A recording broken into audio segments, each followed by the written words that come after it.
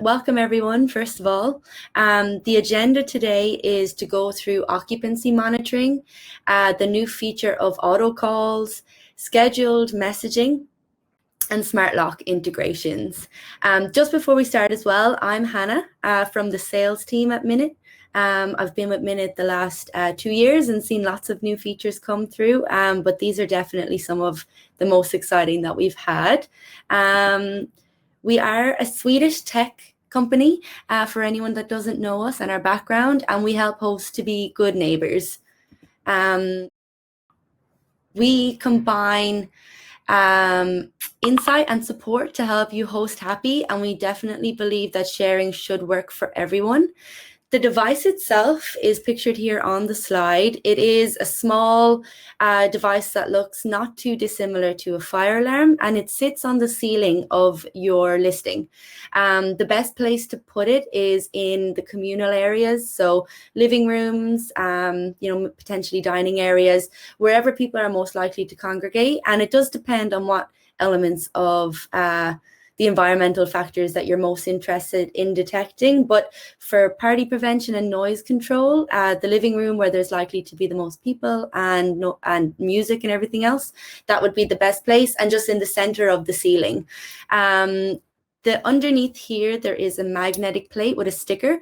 You peel back the sticker and attach the magnetic plate to the ceiling, and then the device attaches via the magnet. There's also an option to use screws to attach the magnet instead of the sticker. And the device itself is battery operated, so you can charge it up for about 4 or 5 hours when you first get it, and it should last up to a year, and sometimes even more, sometimes less, depending on how often it's triggered. The basics of its capabilities is to protect your home, your neighbors' peace and quiet, and your guests' privacy. With Minut, you can get real-time home analytics on sound, motion detection, temperature, humidity in the property from anywhere in the world, so on your mobile device or on the web application. So both of them are pictured here. You can prevent parties and look after your home, or just build trust with neighbors with this device, and all without compromising on any privacy, of course. So the first new feature is occupancy monitoring. This is available on all plans, so standard and pro. The new feature is a crowd detection feature. So it counts the number of mobile devices in the property and will alert you when it exceeds the threshold for the home, indicating that there's a large gathering might be assembling, which could obviously lead to noise later in the evening. You can toggle through these both on the mobile app and the web app, and you can choose the maximum guest capacity that makes sense for your property. Minut will notify you if this number rises above the threshold, so that you can de-escalate before anything else happens. The next feature is the auto call, which is available on the Pro plan. So it's a new feature of the Guest Connect, and it is an automated phone call feature that can be used in combination with text messages and the flash and sound feature to remind guests about the noise rules. The messages are completely editable, and the noise timeline is also new. So that means that you can decide the sequence of events once the noise is detected, like who gets the notification, what type of message is sent, and if the sender should alert the guest by flashing or sounding the device on the ceiling. The scheduled messaging is a new feature also to the Guest Connect, which is also part of the Pro plan. So you can schedule check-in and check-out messages so that all of the communication with the guest stays consistent and on brand to your specific property management company. So you can actually change exactly what you want the message to say and in what sequence. All of the messages and their timing are customizable. Short codes can be added, like the guest's name, to make it easier. And then obviously the icon is an example of how the notification would come in to the guest.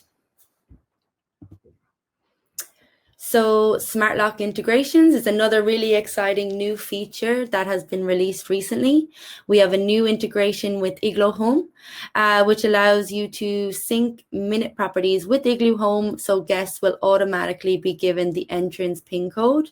The integration can be linked via the web app, so you set it up via the web app on your desktop, but everything about the integration, once it's up and running, can also be edited in the mobile app. So there's an example of how it could work with sending the key code to your guests from Igloo Home. So that was a quick run through of the new features. I'm going to open the floor up to questions. I think that would be one of the most useful uses of this session. If anyone does have any questions, you can feel free to text them into the text box. I think I do see some things coming through already. So let me just quickly go through here. And just as well, to touch on what we're going to do next is send you the details on this slide via email anyway, but there is a promo code available for anyone that attended the webinar for 30% off the next device purchase. And obviously any questions can be directed towards hello@minut.com as well. Let me just see here.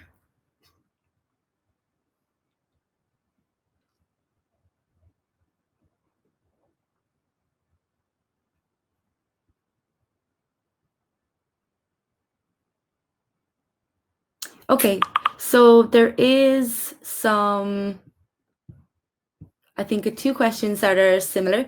How do we link the unit up to the guest's phone? And then how do we communicate with the guest? So, sending text messages or emails directly to the guest. So that's the essence of the Guest Connect feature. And it is a pro feature. And what we can do is integrate with your PMS system, depending on whether we have the integration released or not, or whether it's in the pipeline. And we can, that's how the guest information is pulled, so that all of your bookings from the PMS system is attached to the apartment or the listing that the Minut device is in. So when there is a noise alert, it will go directly to the guest staying in that listing.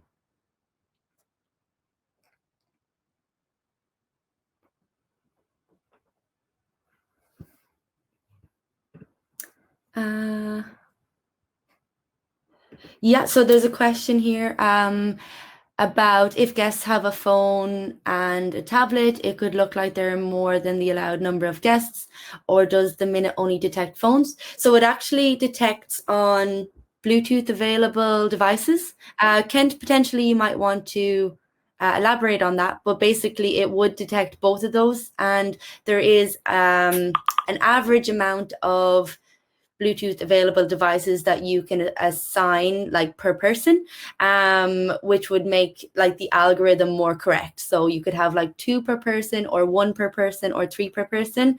I think an important thing to remember about the crowd detect feature as well is that it's not like a people counter, it's a crowd detection tool. So it wouldn't be very, very accurate at deciphering between like a party of between 3 or 4 people, but it could very easily tell you if there is 2 or 10 people in the room.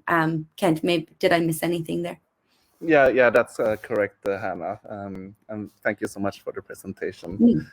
Yeah, I'm Kent, the product designer here at Minut, and yeah, with the crowd detect, we have designed it so it's supposed to be easy to set up. So you actually set it up how many guests you're allowed to stay in your apartment, and then we will have an algorithm to detect when there's a lot of people going in instead. So we'll detect the crowd for you. Because we noticed when we did the research that most people have more than one device, actually, when they enter your house. On average, they have 1.5 devices. So it could be a smartwatch, a tablet, for example, or their phone. So we wanted to make it as easy as possible for our guests. So we'll only notify you when there's an actual crowd detected. Thanks, Kent. There's another question here, Kent, about SIM-enabled devices. I don't know if you want to maybe comment on that one or maybe not. Yeah, for sure. It's the technology that we use here is Bluetooth and to detect the devices, and that's already limited in space. But there might be some devices nearby that we detect also, and that's why we've also worked with the algorithm that we have to make sure that we detect a crowd. So even if it's one device more or two, that doesn't really point to a crowd. But when we see that there's a lot of devices nearby, that's normally a good indication of there being a crowd. And our hosts have also used this in tandem together with the motion graph, for example, to see that there's a lot of movement in the apartment, or even with the noise graph to see that there's a lot of noise going on. So those three factors in tandem can be a very good indication that there's an unusual amount of people in the apartment. Thanks, Kent. There's another question here. Can you also trigger a message to the guest when they actually arrive at the property? So we have built the message flow now based on the customer journey. So you can trigger a message for the guest before they come. So you can set the time when they come. And you can also trigger a message if you know that they will arrive at a certain time, for example. You can set that time when you trigger the message. So, and we also deliberately made it so you can do the messages at different times instead of sending a big message to all of your guests at one time. For example, we know that hosts like to have really clear checkout instructions, for example, how they expect the cleaning to be, for example. And instead of sending that 2 days or 3 days before the guests arrive, you can send it 24 hours before the guests leave to tell them and be very clear about your checkout expectations. Thanks, Kent. Alarm detection feature, would you be comfortable elaborating on that? I have a question here if you are comfortable with it. So what was the question? Could we talk a bit about the alarm detection feature, this smoke alarm? Would it, for example, be triggered by a beeping microwave oven? Yeah, so we have an engineering team here who works with sound recognition, and we sample a big database of smoke alarms, and that's how we are able to tell a smoke alarm.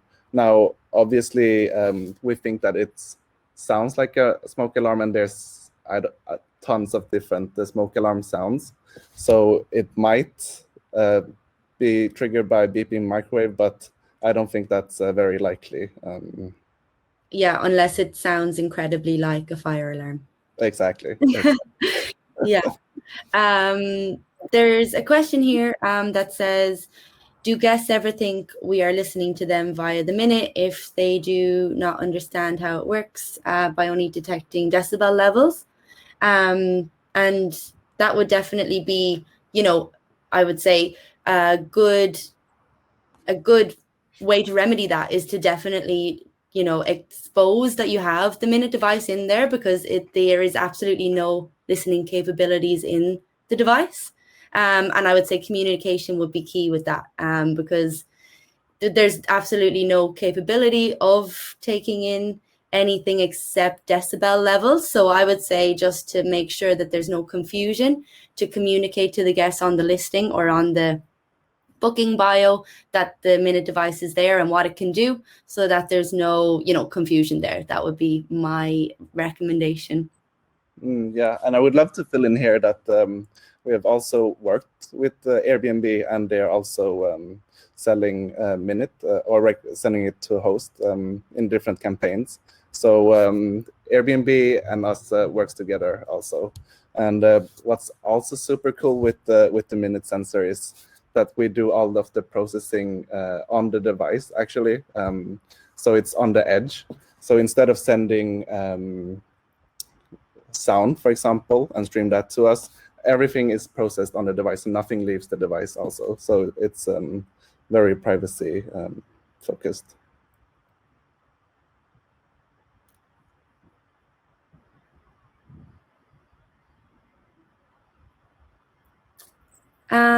What decibel level should I set the Minut device to trigger noise is too high?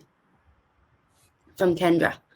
I could probably elaborate on that one. So that in the Minut app and web app, there is a recommendation for what noise equals to what. So you don't actually need to have any understanding of decibels at all to be able to accurately set up your thresholds, by yourself or whatever it is, because the recommendations are in the app. So we say that a party is anywhere between 70 and 90 decibels.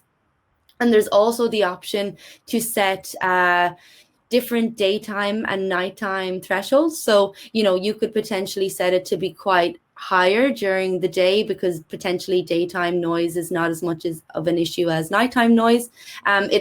It completely depends on your own listing and your own neighbors and what the setup is. But the option to make nighttime thresholds more sensitive than daytime thresholds is there. So we would say, well, I usually say on my demo calls that during the day you could set it anywhere from 70 above, so like 80 or something high, so that it's quite unlikely to get triggered. And then during the nighttime, I would make it more sensitive at about 70 decibels because that is probably what you want to look out for at nighttime. But you don't need to remember any of this, the numbers, because it's actually when you're setting up your thresholds, it's actually right there. So anything between 70 and 90 is a party, usually. But also, you have to take into consideration some environmental factors, like if the apartment is right beside a very busy road or something, there could just be like a general higher level of noise that happens without any parties. So there's kind of things to consider like that, but you're pretty safe anywhere between 70 and 90 decibels is usually what we say is a party level.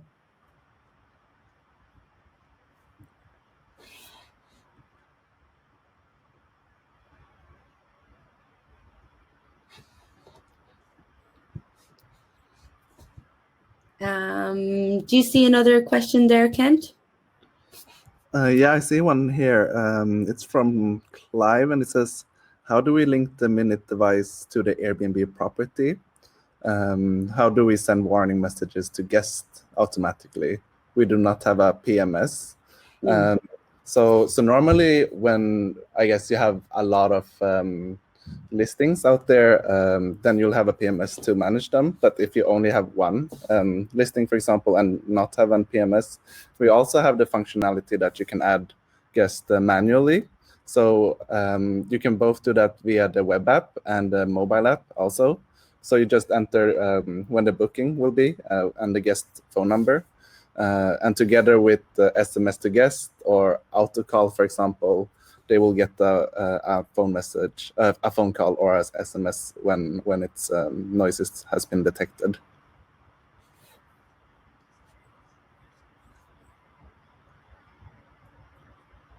Yep, there's another question here. I actually can't see the name, but it says, do you want to rework your Bluetooth scanning? Working on assumption one per person is silly. So the assumption, we actually don't assume anything. You can just set it for whatever you want. So I guess it's kind of hard to assume how many Bluetooth devices a person could potentially be carrying, because there could be Bluetooth watches and different things that could, it just depends what type of guest you have, but there's a good kind of average you could get. And then an important thing to remember is that it's like a crowd detection feature rather than like a person counter. So if you want to set your threshold for 2 Bluetooth available devices per person, then you can, or you could set it as 1 or 3.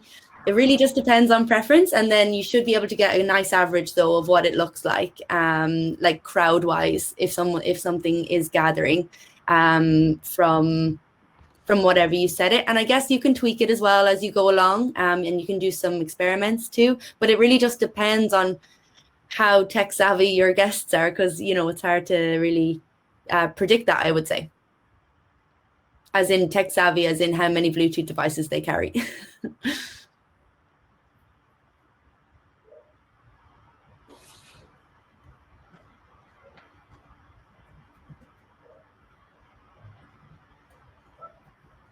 There's a question here that says, can we buy the device in the UK and set it up and then send it abroad to the property?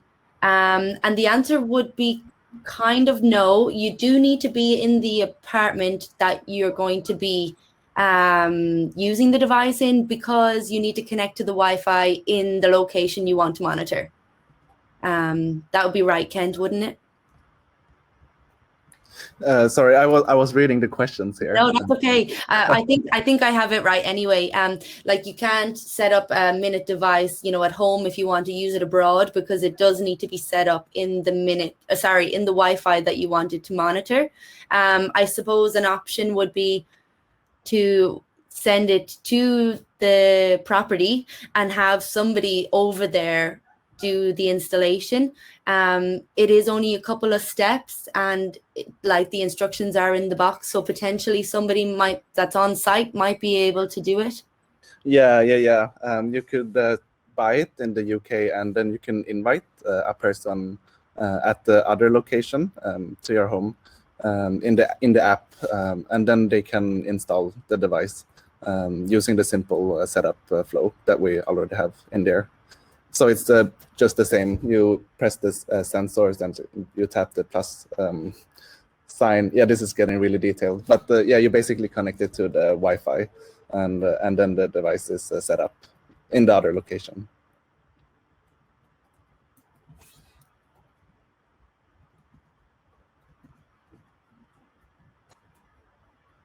I see a question here from Elliot. How many devices should you have in one home? Do they conflict with each other if you have more than one? Kent, you can take it, or I can give you my thoughts on it. So it does depend on the size of the listing. If you have like multiple communal areas, you may need to consider having more than 1 minute. If you have, like, for example, like a studio apartment or a 1 or 2 bedroom apartment, and you're trying to prevent parties and noise problems as like the number one reason for getting Minut, I would say 1 is absolutely fine in the living room, where that noise is most likely to come from. They do not conflict with each other, which was another part of the question. They actually would complement each other if you were to have multiple in the home. It really just depends what you're trying to pick up. But if you have multiple devices in one home on the app, they would actually search for data as a communal home. Isn't that right, Kent? Yeah, you can for sure use multiple devices in one home. For example, if you want to use it as a security alarm feature a lot, and you live in a larger space, maybe you want to guard several entrances, for example, then you can set up multiple Minuts in a home, or if you have a really big space too, obviously.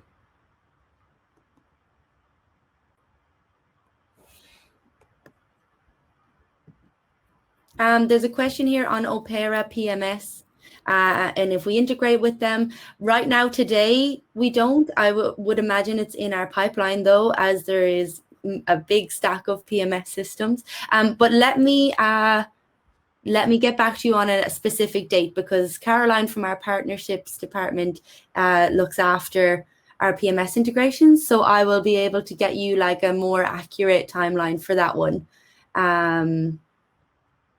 Yeah, and if we are adding PMS systems on an ongoing basis also, and we're really interested in hearing what our customers prefer the most also, so you're very welcome to message us. And I think the email address is here. Yeah, it's down here in the Q&A at hello@minut.com. So if you have any PMSs that you want to see and have feature requests, so please email us.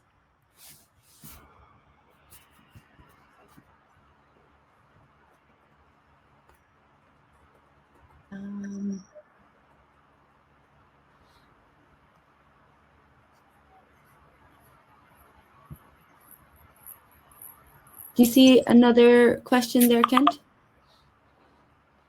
Yeah, there's a few falling in now.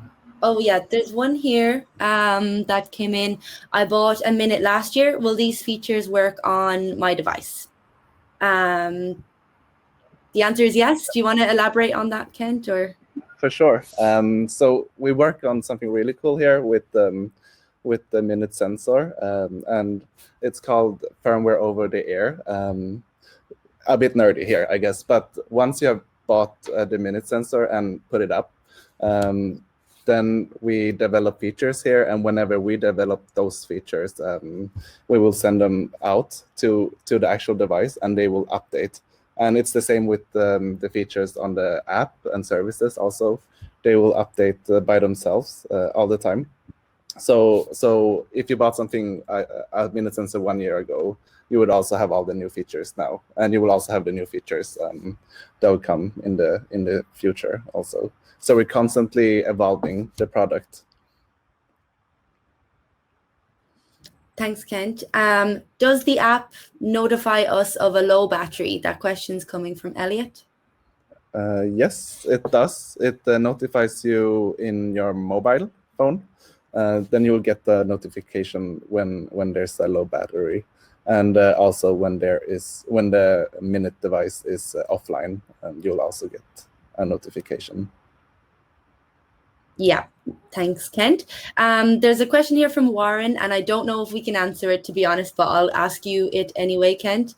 What new features are you working on at the moment? We're usually sworn to silence, secrecy, so I don't know. I don't want to pressure you. Yeah, I feel a lot of pressure here. We're working on a lot of fun and cool features. We just released the features you saw today. For example, the Guest Connect, which I think is a super cool step in improving the guest experience. And we also have the Crowd Detect feature that we released recently, together with all our integrations and lock integrations also. Yep, that would be my answer for now. Thanks, Kent. Is there a notification provided if someone removes the unit from its magnetic mounting plate? Question coming in from Rick. Yes, Rick, it's you'll get the notification. We call that a tamper alert. If someone tries to steal your device, then you'll get a notification. But we also designed the Minut sensor, so it's sits in the ceiling. It's not like a big Sonos that's in front of you also, so it's a bit more undetectable also. Unlikely to be tampered with because it's out of harm's way, I guess. Nadia has asked, isn't the corridor the most appropriate room where to install it? And I guess it depends on what you're trying to detect, Nadia. For motion, it could be if that you're trying to detect motion in the corridors, and also noise, of course.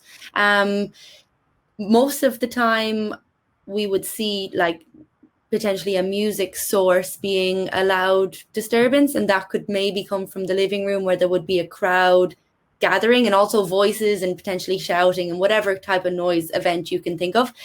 So that's why we would say the living room or the communal areas. And I guess there's nothing stopping you putting it into the corridors. It just really depends what you're trying to detect and what you're trying to get from the device, really. You can realistically put it wherever you like.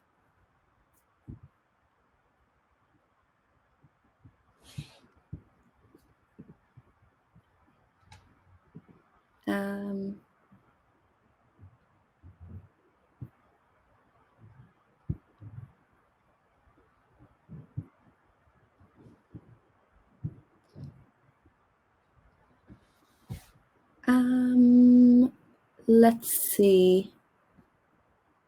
There is a question here about mold detection, Kent. Would you be able to elaborate on how that works?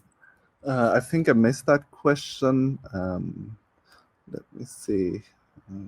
How accurate is the mold risk detection? I could probably say a few words on it. and let me know if I miss anything. But the mold risk is analyzed or compiled by taking the temperature data and the humidity data over a full week. It would analyze how those two measurements kind of interact with each other, and that's how the device would come to the conclusion of whether there could be mold potentially able to develop in this environment or not. That's basically how it's done. Yep.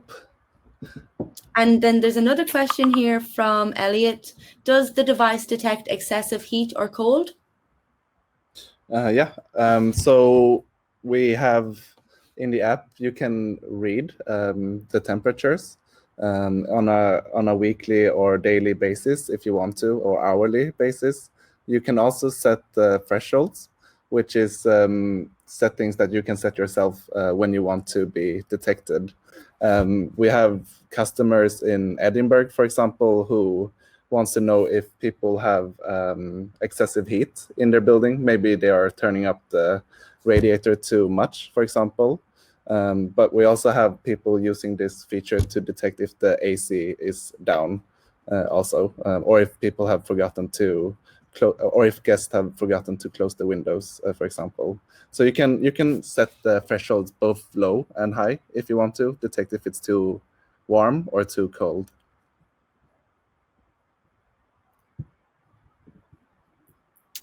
We have another question here. Can guests respond to messages, and do you have templates for scheduled messaging? Yes, we have that. Yeah, we worked a lot with our copywriter here to make sure that we have really good and succinct messages throughout the guest journey. So when you set up a guest message, you'll get an appropriate message for where the guests are in their time. So if you, for example, do a before check-in message, we'll guide you to provide check-in instructions, for example, maybe the access code to get to into your apartment, but also how to get to your apartment is recommended to have here. And then once you have checked in, for example, we can check in on the guest to just make sure that they have everything that they need to provide them this really good guest experience. And as I mentioned before they check out, maybe 24 hours before they check out, we have a template that says, don't forget to review the house rules also for checking out.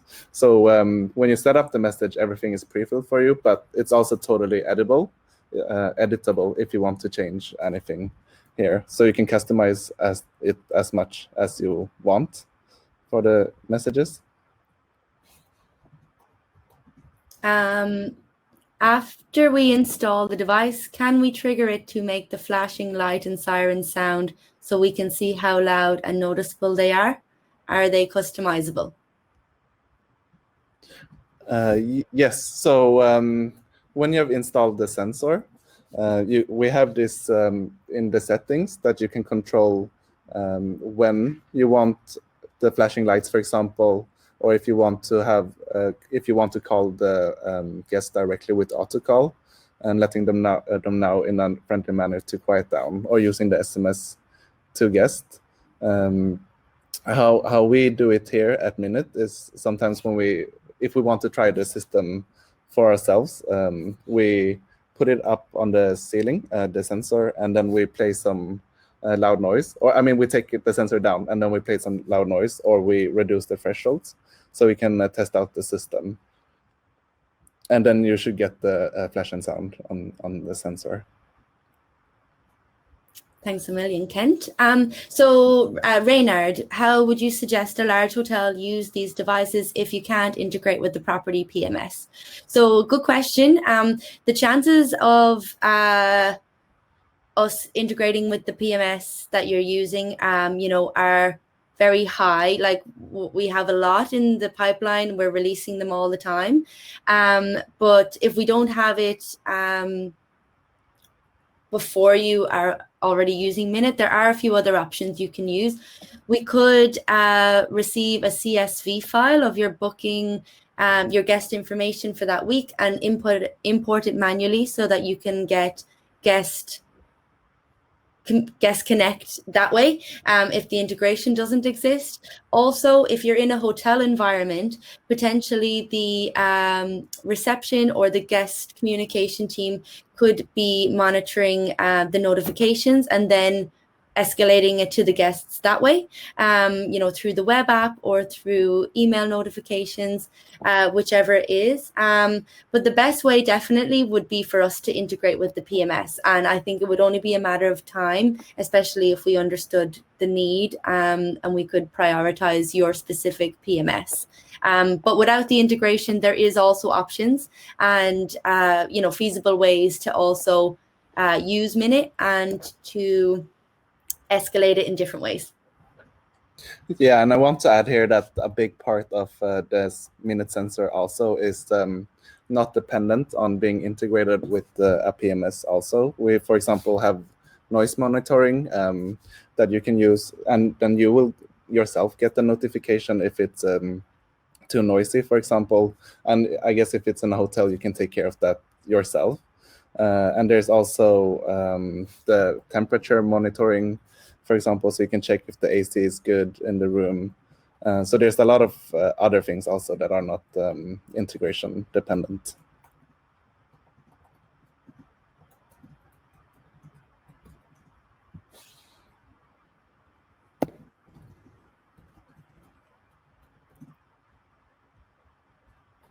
Do you see another question there, Kent?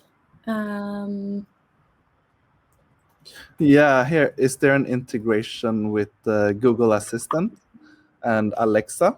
Yes, we have integrations with the Google Assistant and Alexa. You can find them by going into the mobile app and under the settings screen to your right, if you tap there, you'll find a tab that says integrations, and you can click on that to find all the integrations. There is another one here, Kent. Does it cost extra for integrations? No, it doesn't cost any extra. Integrations is on our Pro plan. So if you have that, integrations and everything is taken care of. Thanks, Elliot. Looking forward to seeing your installation. Shannon, yes, you can get the video after. Absolutely. It's automatically being recorded and we can send it to you.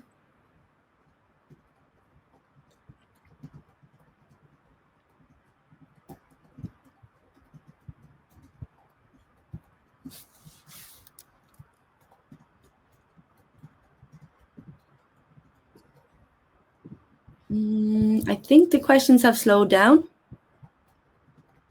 Yeah, I can't see any popping up either.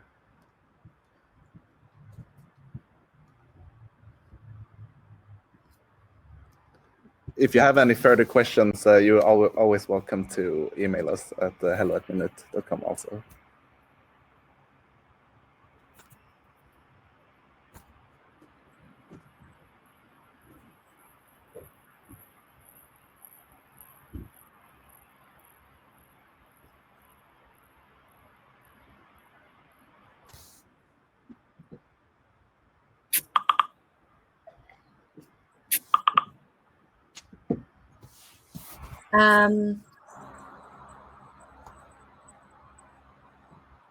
There was a question there on the delay on enabling the alarm. Is that still something that happens, or would you know?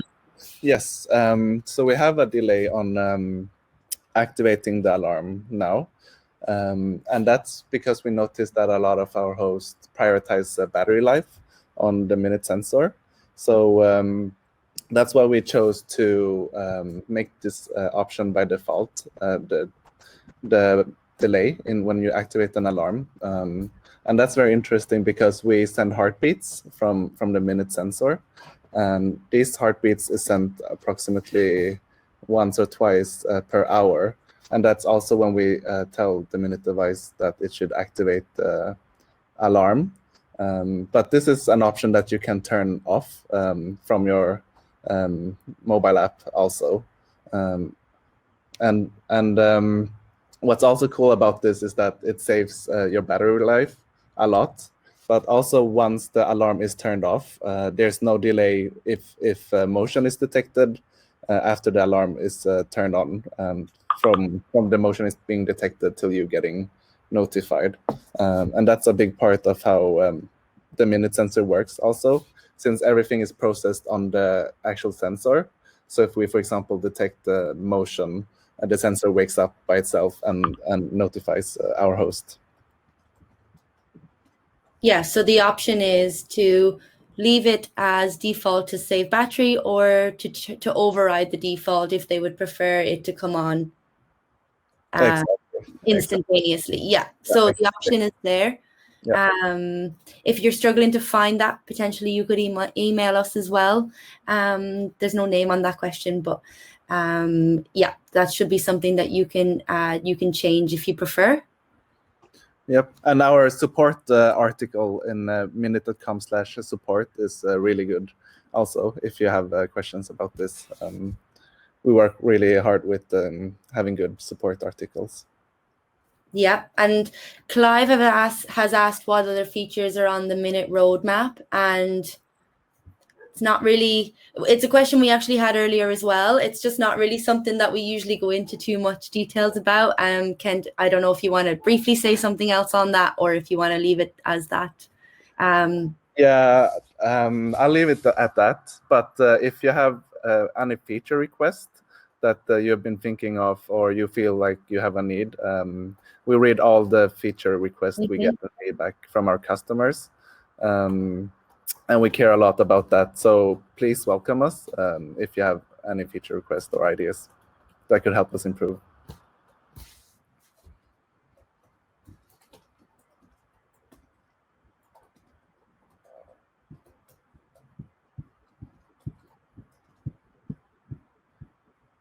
Okay, I think we might be getting to the end of the questions, and we haven't used all the time, but we have used most of it. Yeah, thank you, Dragon. Hope I pronounced that right.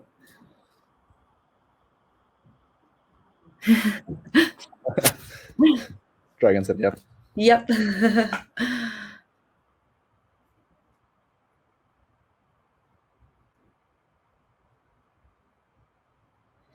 Thank you to Warren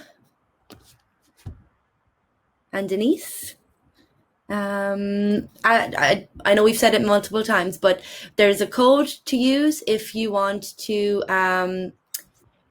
get a discount on your purchase, obviously. My personal email address will be available as well, and any questions that you have, direct them towards the hello@minut.com. If there's anything specifically for Kent or I, you can email that email address, and then we can take it from there as well. But yeah, I think everybody is saying thanks and being very nice, and I think we might leave it there. Yeah, this has been super fun. Yeah. Speaking to everyone here, and thanks for all the support. Yeah, thanks for the support, definitely. Thanks, Nadia. Okay, bye, everyone. Bye, great to see you.